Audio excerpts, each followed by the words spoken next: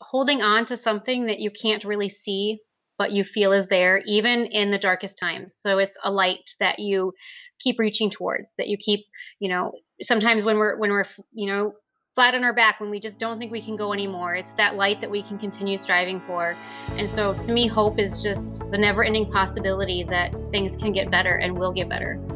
I'm KiloMarie Granda. I'm the founder and executive director of Unspoken Voices. And myself, along with the rest of my organization, wants to say that we share hope. Welcome to I Share Hope, the podcast where world leaders share their real stories of hope and how you can use actionable hope to start changing your life today. And now, here's your host, Chris Williams. Can you see me? I can hear you now. Okay, can you see me too? Yes, there we are. Good. Okay. I keep freezing, so I'm sorry. Oh, that's fine. I'm glad we finally got it figured out. Yeah, Skype sometimes just totally bugs out on me too. I'm not sure why. Well, at least we got it working. Yeah, hopefully it will stay working. So and sorry about the background. I'm on the road today, and this was the only place I could find that had a decent enough place to park and actually get some good internet. I tried some Starbucks type locations, but that didn't work out so well. Yeah. Okay. Well, no worries. Thank you. I appreciate it. No, thank you. So, where are you right now? I am in my basement office at my home in Morris, Minnesota. Morris, Minnesota. Mm-hmm. That's a lot cooler than I'm in Nashville, Tennessee right now. It's a little bit warm. How warm is it? 91 looking at the car dashboard. Yeah, I think we hit 81 today, so yeah. Are y'all just burning up? No, you know what? I'm from Texas and Florida, so Okay. this is good. I can handle warmer, so. Okay. All right, help me out. Make sure I get name pronunciations exactly right before we jump in here. So my first name is KiloMarie, and last name is Granda.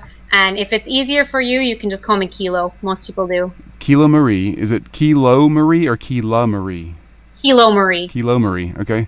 KiloMarie, and then last name one more time. Granda. Granda. Awesome. Fantastic. Well, before we jump in, thanks again for helping out. I really do appreciate it. So we're obviously interviewing 1,000 people around the world that are sharing hope on a very consistent basis. You're definitely one of those who deserves to be on that list, and that the world population would benefit from hearing your story and what you're doing and how we can begin to do something like that. So I asked these 5 questions, and this is the most you're going to hear me talk pretty much the whole time. You answer however you'd like, and I guess you got a copy of those 5 questions in the interview 101. Okay, so then, really, this is your time to talk. I'm just going to ask you the questions, and you go with it wherever you want to. And after question 5, I'll get some contact info, social media, whatever you want to share publicly, website, whatever it may be. And then we'll take kind of a quick break so I can cut some audio out, get a little bit of quotes done that we need to just have quiet recording for. And then we'll jump back on, and if I have any questions, I'll wrap up then. But it's pretty straightforward. This is really all about you. I get to learn with everybody else. Well, thank you for the opportunity. Oh, thank you. Okay, so I'm going to make sure I get this right. KiloMarie Granda, correct? Correct. Awesome. All right, thanks. Well, Yeah. KiloMarie Granda, you are with us from Minnesota, I think is what you said. A Texan Floridan, moved up north, and you're doing a lot of hope sharing. So you're definitely one of the people we should be talking to on the planet about sharing hope. So thanks for being one of our 1,000 leaders of hope. But before we get into all this question and answer stuff, tell me what you're doing now. What is life like for you on a Tuesday? Life is busy. I spent some time with a good friend of mine and my daughter, her kids, and we did some shopping. We went to the beach, and now at this point I'm doing the interview, and in a little while I have about 10 interns coming over to start, continue helping me with the project. So Interns for what? Well, I have an organization, a nonprofit, Unspoken Voices, and we currently have close to 30 interns and volunteers. So we're gearing up for a very large event this weekend. Wow. That's awesome. Like an outdoor festival kind of thing, or something where you're really getting involved with the public? Well, actually, it's Pride. We have Pride in the Twin Cities, so the LGBTQ awareness, and it's the third largest in the nation. So we expect anywhere between 10 and 15,000 to go by the booth this weekend. So Unbelievable. Oh, that's cool. yeah, it's exciting. Good for We're you. doing a social awareness campaign, and so we're excited about it. That's really cool. Great. All right, well, you're going to do great at this. So anybody who's new to listening, here's how this works. We ask these same 5 questions about hope to some people who are doing, obviously, like Kilo's situation, just some phenomenal sharing of hope. And so we get to ask Kilo the questions, and she gets to answer, and we get to learn about how she's sharing hope and how she's kind of come through some difficult times, and what in the world she's done about it, and maybe some steps we can learn to follow as well. So, Kilo, question number 1. Your definition of hope, or your favorite quote about hope. How do you want to define that word? I think my personal definition of hope is just holding on to something that you can't really see, but you feel is there, even in the darkest times. So it's a light that you keep reaching towards, that you keep, sometimes when we're flat on our back, when we just don't think we can go anymore, it's that light that we can continue striving for. And so to me, hope is just the never-ending possibility that things can get better and will get better. Wow, that's a great definition. And question 2 then plays right off of that. So who's given you the most hope like that in your life? Who's really been there to share that with you? My partner. My partner.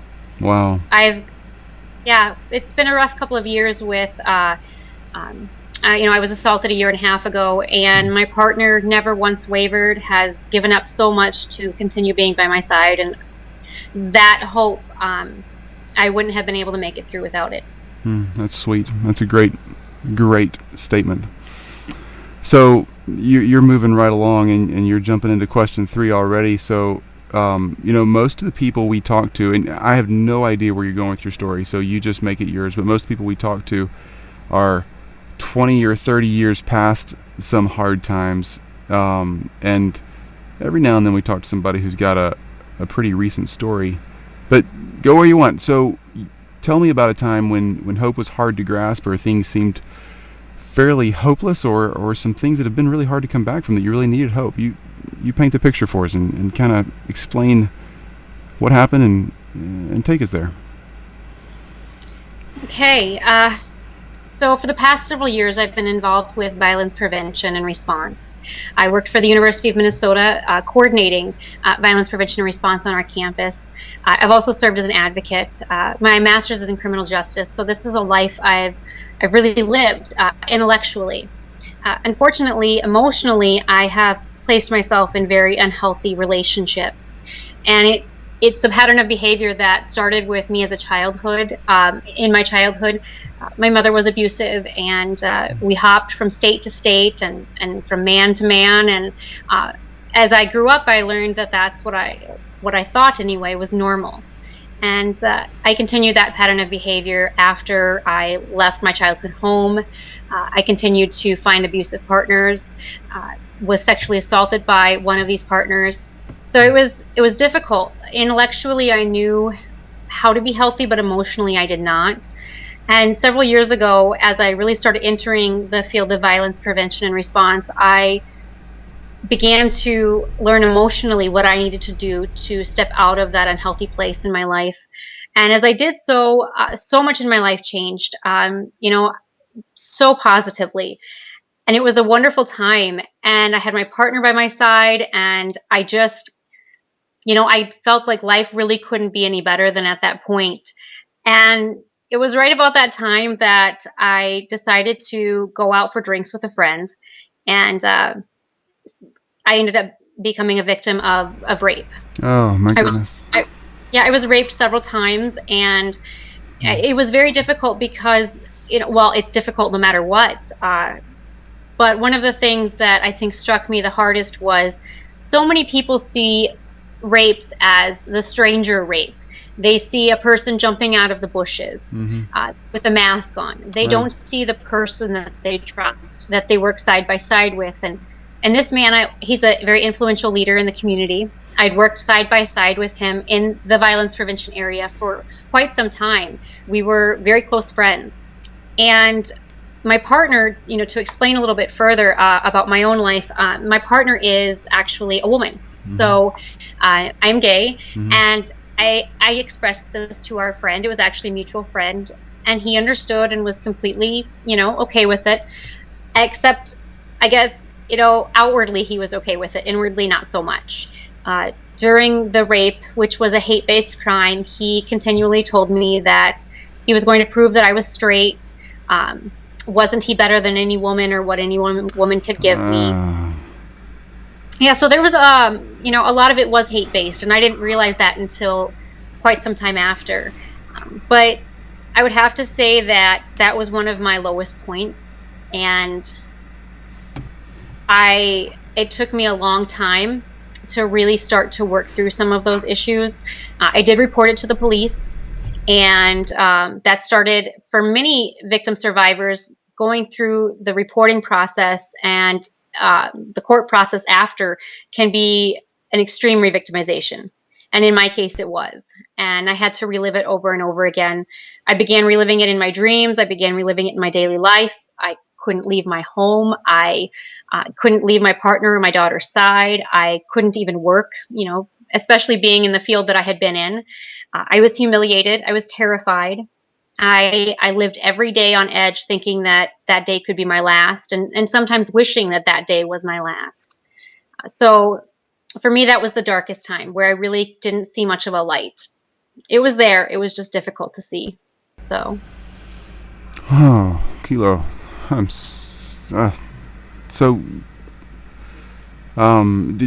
did you, when you were growing up, did you get, did the guys that were coming in and out of your mom's life, did they treat you poorly as well?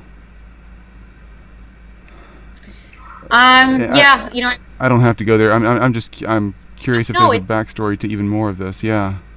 It's fine. I'm very, very blessed to say I was not assaulted or touched or treated improperly in that fashion by any of them. Wow. I was physically abused by them. I'm very happy and very blessed and very thankful that I was not sexually traumatized at that point. But I saw a pattern of behavior. My own mother had been raped numerous times by her partners. I was witness to some of those assaults. I was witness to many of the physical beatings as well. I remember being there when when one of my stepfathers held a gun to my mother's pregnant stomach and threatened to blow us away. And I remember at the age of 7, the cops breaking in and tearing him away and dragging him off. So. Whoa. You got way more exposure for your whole life than anybody should ever have. So what in the world you seem relatively hopeful right now, but honestly, Kilo, if I was a year and a half past trauma, I'm 25 plus years past trauma, and I still have really bad days. So how in the world are you, I'm not saying you don't have a bad day anymore, but how in the world are you getting better? What are you doing? You're an expert in a lot of these things, but you're still a victim too, Yeah. I would say that there's been several different things and individuals in my life that have helped me continue to move forward. God, and many people can take that offensively. I do not mean it offensively. I think we all have our own personal walks of faith with whomever or whatever it might be. And I think what gives you hope and what can help lead you is what's right for you. So for others, it might not be God, but in my life, it's God. And then my partner and my daughter as well, who have always stood by me. I think personally, for me, what has really helped me grow was starting an organization in June of last year, Unspoken Voices. And it's an organization that has a twofold mission. The first of which is to give a voice to victim survivors who may not be able to use their own. And as well, the second part of that twofold mission is to encourage bystanders and empower them and educate them to be able to speak up about a societal and cultural change that we so desperately need when it comes to violence. To get to the heart of the matter, that healing in my own life really did not start happening until I began to share that message of hope with others. Once I started seeing a healing in other individuals' lives, I started healing. Wow. And throughout the past year, we have been completely non-funded, other than my partner and I, but we have been able to bring alongside us over 30 individuals who intern and volunteer completely just out of their own hearts. We have a very strong presence on the campus community. We actually have a social justice troupe as well. I've had the opportunity to speak across the nation, and I always say, and this is what keeps me going, is if what I went through helps one other person either not experience it or begin to recover from what they experienced. If just one person is affected by my own experiences, then it makes every single thing worth it. It gives it a meaning and a reason. And I've seen it over and over again. And I've heard it when people have said, if you hadn't shared, I wouldn't be where I am right now. And so I know even if I stop doing what I'm doing today, which won't happen, but even if I were to, there's already been a reason for what happened to me. Oh. And I'm okay with that, and I'm happy with that. Beautiful. I wouldn't change it at all. I would not take that away, because it was done for a reason. It happened for a reason. So. Beautiful. I love that story. Just so much forward momentum. And I know it's got to be hard dragging yourself up some days, but you are moving forward, and you have some really strong people, your partner and your daughter, and 30 other awesome people who are showing up later. I just think it's so cool. Wow. And obviously a ton more that love you in so many ways. I know you're getting just comments from all over the place of what you're doing online. It's just really, really cool. Wow. Huh. Okay, so just on that track, you're somebody who's an expert at helping people and bringing safer communities together to stop the violence. And you were doing that before the violence that happened to you. But everybody wonders, well, how did it happen, and how do I tell my daughters or the other women in our community, my wife, girlfriend, whatever it may be out there, how do I keep them safe? If anybody would know how to stay safe, it'd be you, and yet it's impossible to stay perfectly safe in the world. We know it's a messy place sometimes. So how do I tell my daughters and my wife to be careful without being paranoid? You got to get out there and have fun. I want my girls to live and have a good time. Yeah. Well, a couple of things in response to that question. I think we need to make it a message that encompasses all genders. So we need to tell it to our sons and our daughters and our brothers and our sisters and our fathers and our mothers. 1 in 6 men will be sexually victimized, and 1 in 3 to 4 women will be.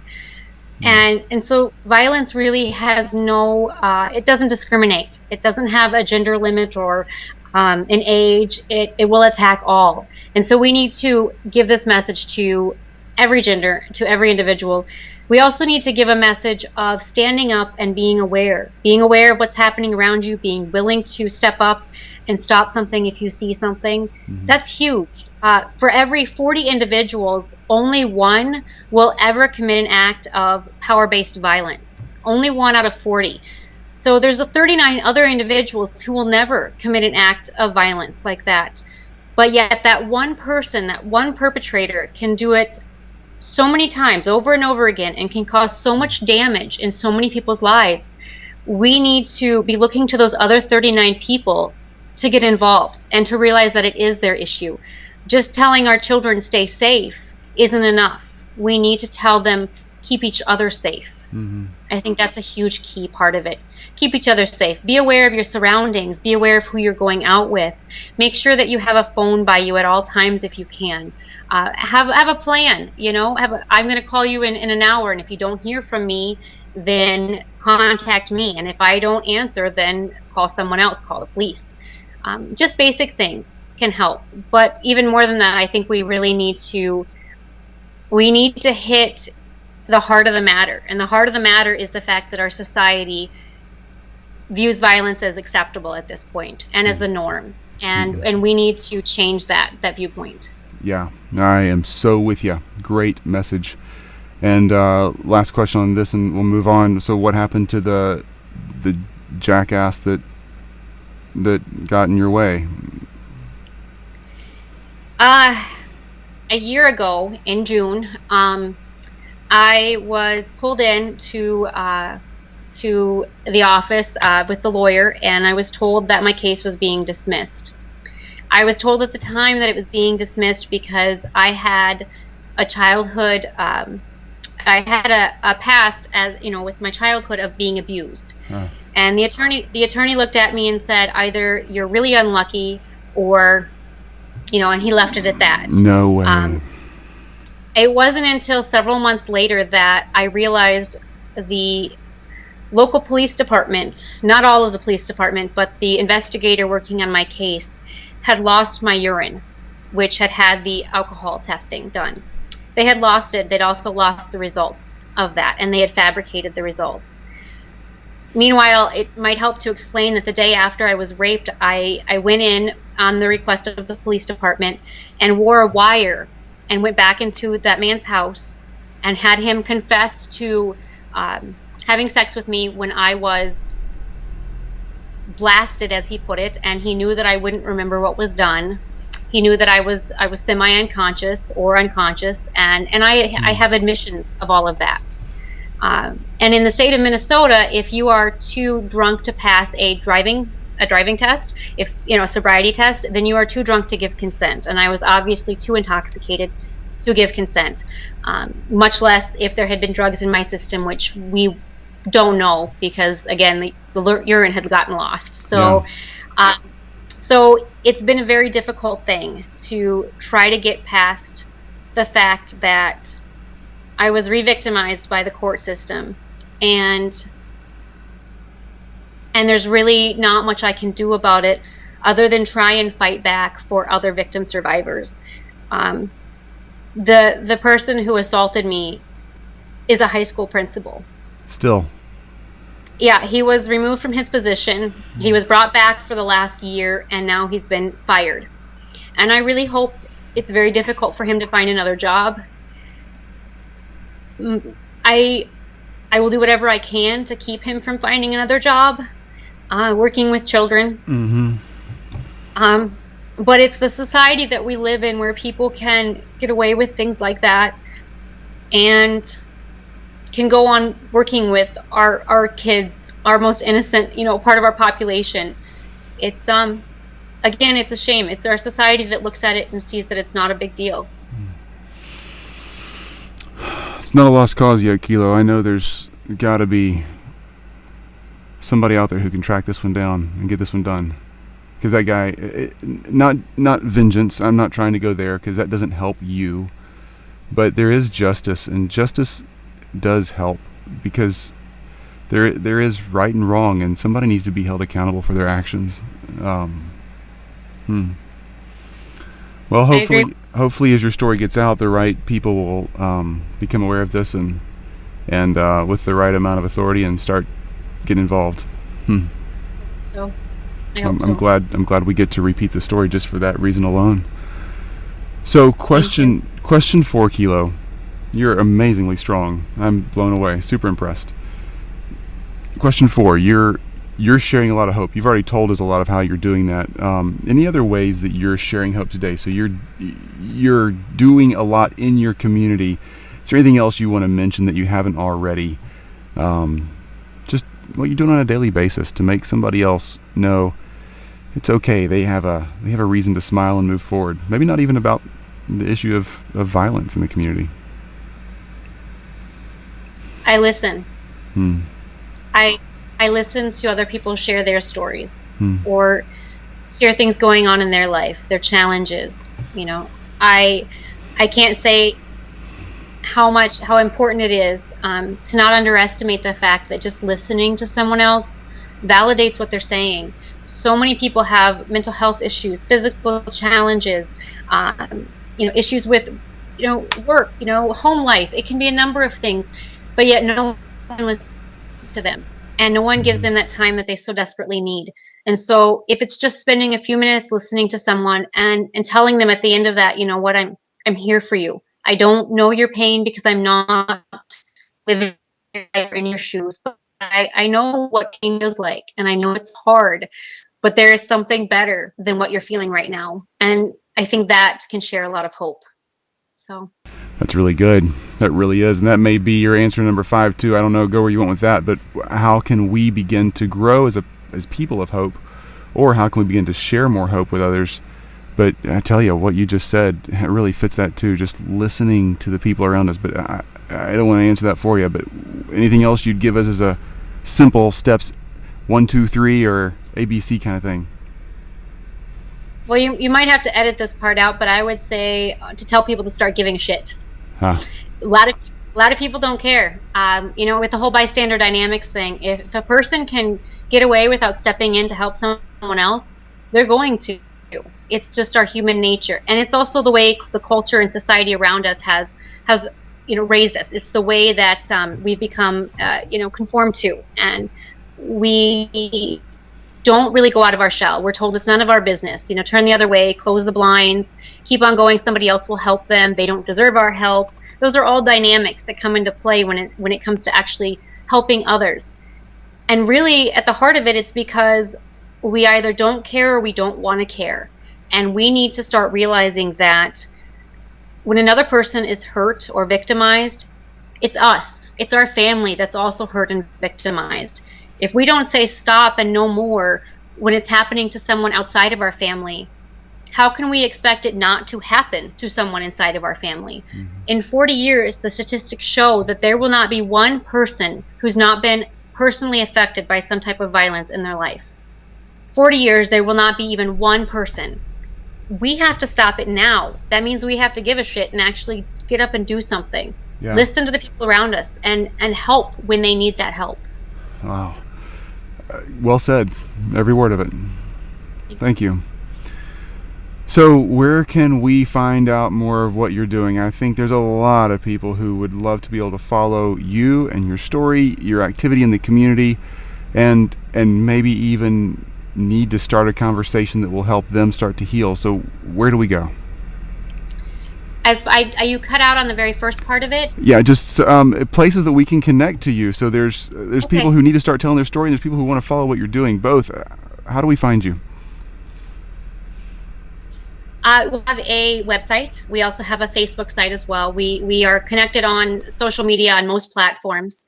I think our most widely used are probably our Facebook site and our website itself. And the website is very easy. It's www.unspokenvoices.net. And our Facebook site is facebook.com/Unspoken Voices Organization. Okay. So, and from there, you can get links to just about everything that we have. That's fantastic. And give me a Twitter as well, just because that's a popular one. And if somebody's out for a run and that's all they hear, what's the Twitter handle? It's Unspoken.org. Okay, Unspoken.org. All of those are great. So we're going to have all those links and many more, any that we can find on the show notes page of the interview page at isharehope.com underneath your name, Kilo. And that there's just a lot of resource here. You need to see what Kilo's doing and how she is not just telling her own story, but getting so many other stories involved. And I tell you what, starting to tell your own story, whatever has gone on in life, if it's the trauma of losing a job, or if it's physical, or if it's a chemical addiction, or if it's a bad breakup, whatever it is, starting to talk about that is a huge, huge step to starting to heal. And this would be a great example of what it's like to start talking about this and the power that happens in a community when somebody like Kilo just says, I'll raise my hand and do something. Huh. Amazing. Yeah. Thank you. You know, we have power. We have that power to raise our hands and say, I want to do something now. And it's just finding that within ourselves, realizing and becoming empowered about it, and then realizing that we have options and ways of doing so that maybe aren't as out of the comfort zone for us, things like that, so there's ways that everybody, even from, a child to, from 3 to 103, there's ways that people can get involved. So I commend those who are doing so. And I would tell them, if I had the opportunity, that they are my hero for just stepping in and doing something. I totally agree. Lots of heroes out there. I'm so glad there's so many popping up. Yeah. Well, Kilo, let's take a quick break for a second, and we'll cut this section out. We'll get a few quotes here, but before that, thank you. I'm blown away. Didn't expect as much as you had to say, and you're doing a great job. You really are. Thank you. You got a party here in a minute with 30 people, so I don't want you to start crying or me to start crying. All right, so it might be too late. So.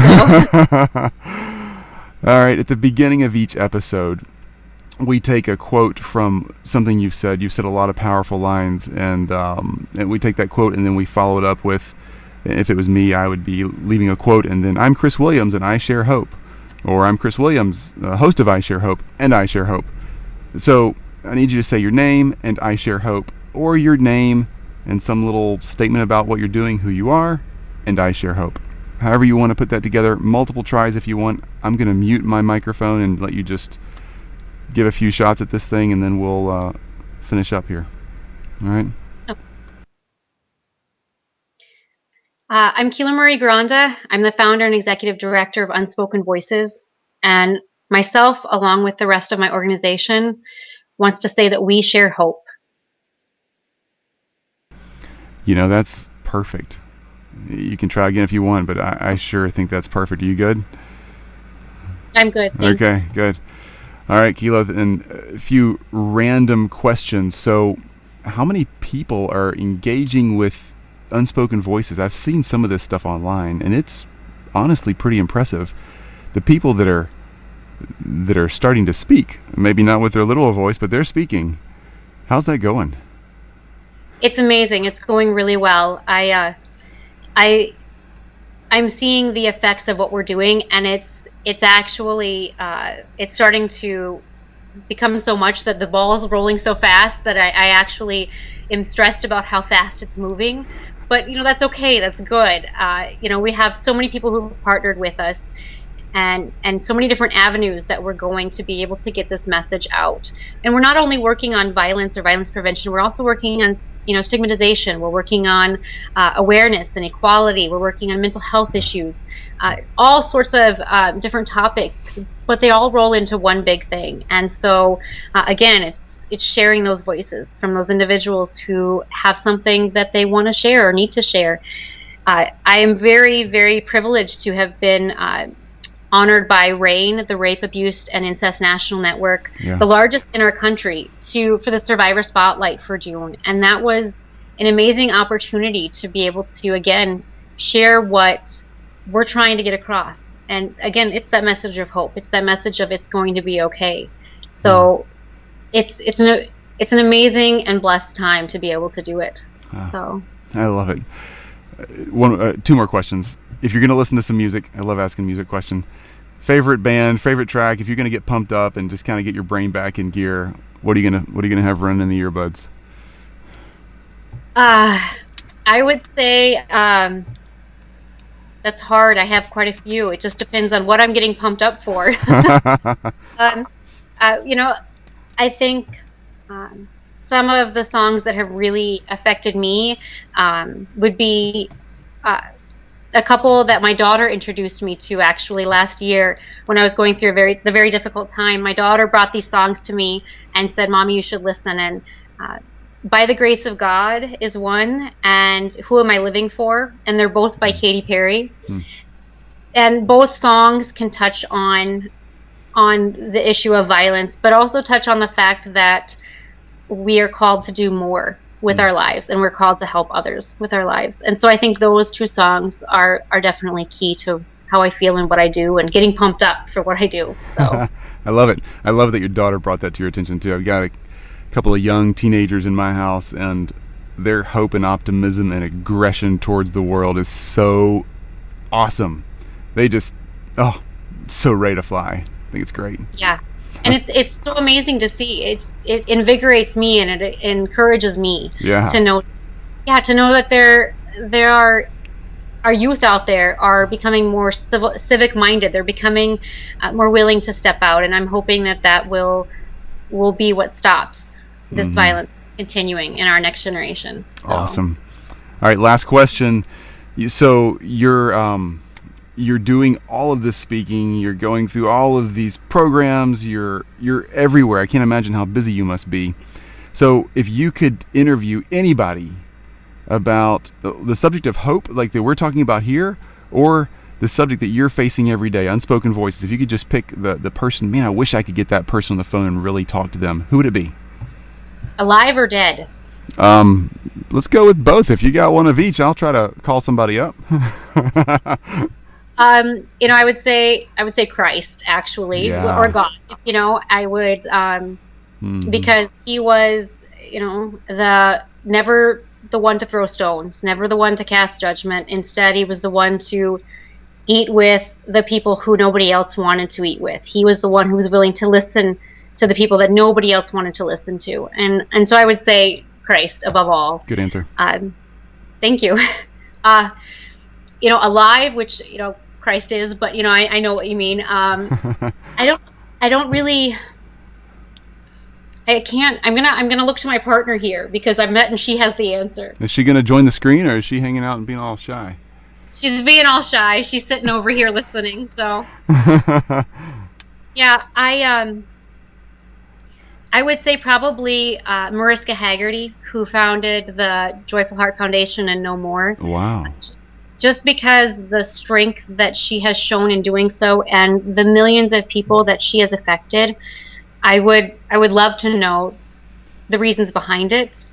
And if not her, then I would say Angelina Jolie, who's also done a great deal of work when it comes to war efforts and rape as a tool in war and trying to end that. So I think they're both very strong women, and they have a great purpose and a great passion that it would be wonderful to learn more about and just take a little bit of their purpose, their passion, and encouragement. So wonderful.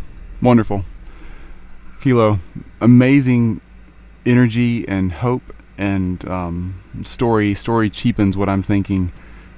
You have an amazing story, but you're an amazing person. You have an amazing heart, and you have such a warrior's spirit that it's so fun to see you attacking, not cowering. I know there's days you feel like cowering, but you're not backing up. You're a force to be reckoned with, and I'm super glad you're doing what you're doing. Thank you for sharing so much hope with me and all the people listening. And we're close to 40 countries. There's people that are in those countries listening and reading. We make full transcripts of this, and so your words get translated. They pop up all over the world. I have no idea who translates these things, but I guess Google does it. But there's people that are experiencing the trauma that you've experienced in some of those war-torn countries where they're really using that as a tool of war. And your words are just powerful. So share that hope. Keep it going. Thank you for your time and your hope. Thank you. I appreciate the opportunity, but even more than that, I appreciate you and what you're doing. Thank you for being willing to help people share their own story. You're helping me share mine, and that's an amazing gift to me. And thank you so much for your strength and your courage and your tenacity in doing so. Thank you. I'm so grateful that I've gotten to meet you and talk to you, and I really look forward to supporting your work in whatever way possible. So you're a hero. Thank you. You're supporting it by sharing. So thank you. Enjoy your evening. Good luck with your 30 interns. I know you got a lot to do for the weekend coming up, but go get them and keep it up. Thanks. Thank you. Talk to you later, Kilo. Bye-bye. Bye. You've just listened to I Share Hope. If you're ready to make a change, head to our website at isharehope.com and claim your free copy of the top 10 actions of hope from world leaders to use hope in your own life. Thanks for listening, and we'll talk to you next time.